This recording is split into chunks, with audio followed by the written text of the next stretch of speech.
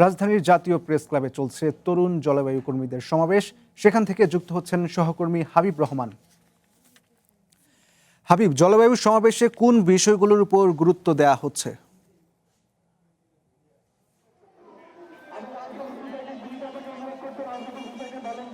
ইশতিয়াক, আপনি জানেন যে সারা পৃথিবীতে এখন বিশেষ করে জ্বালানির ক্ষেত্রে জীবাশ্ম জ্বালানি নিয়েই তারা সারা পৃথিবী কাজ করছে এবং বাংলাদেশও তার বাইরে নয়। বাংলাদেশের বেশিরভাগই যে বিদ্যুৎ উৎপাদন হয় তার বেশিরভাগই হলো জ্বালানি বিদ্যুৎ, জীবাশ্ম জ্বালানি থেকে, বিশেষ করে তেল কয়লা থেকেই কিন্তু এই বিদ্যুৎ উৎপাদন হচ্ছে।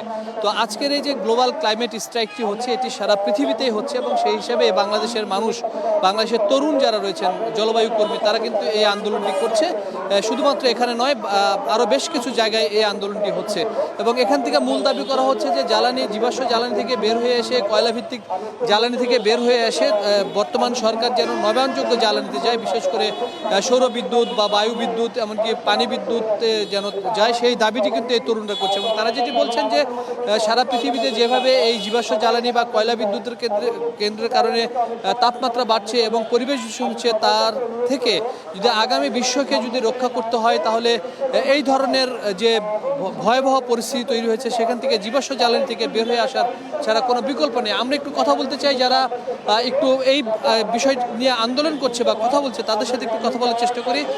আমি একটু বলবেন যে কেন জীবাশ্ম জ্বালানি থেকে বের হয়ে আসা দরকার, বিশ্ব কি বলছে, যদি সংক্ষেপে একটু বলেন।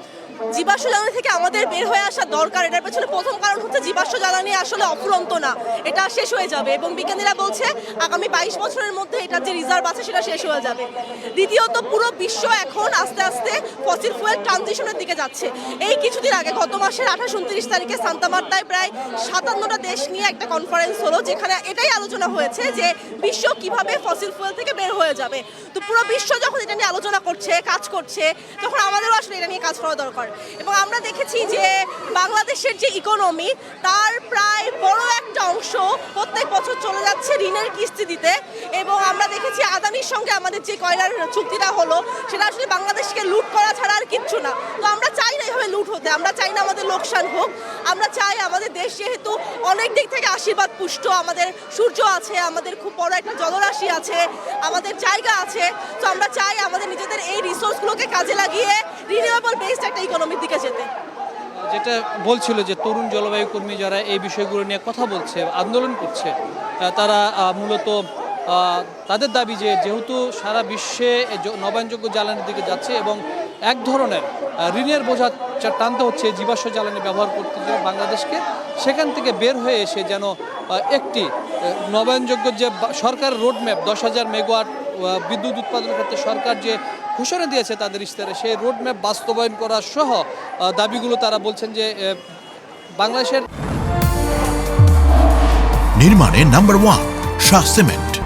বর্তমান এবং নতুন প্রজন্মের জন্য একটি বাসযোগ্য পৃথিবী যদি গড়ে তুলতে চাওয়া হয়, তাহলে নবায়নযোগ্য জ্বালানি ছাড়া কোনো বিকল্প নেই, সেটি কিন্তু তারা আমাদেরকে বলছেন। এবং এখানে যারা এসেছেন, আপনারা দেখছেন যে সবাই মূলত তরুণ জলবায়ু কর্মী, যারা দীর্ঘদিন ধরে এই কাজগুলো করছে এবং বাংলাদেশের পরিবেশ সুরক্ষা থেকে শুরু করে বাংলাদেশের এই নবায়নযোগ্য জ্বালানির যে প্রেক্ষাপট, সেখান থেকে কিভাবে বাংলাদেশ ঘুরে দাঁড়াতে পারে, সেই জায়গায় নিয়ে কিন্তু তারা দাবি নিয়ে এই আন্দোলনগুলো করছে। ইশতিয়াক।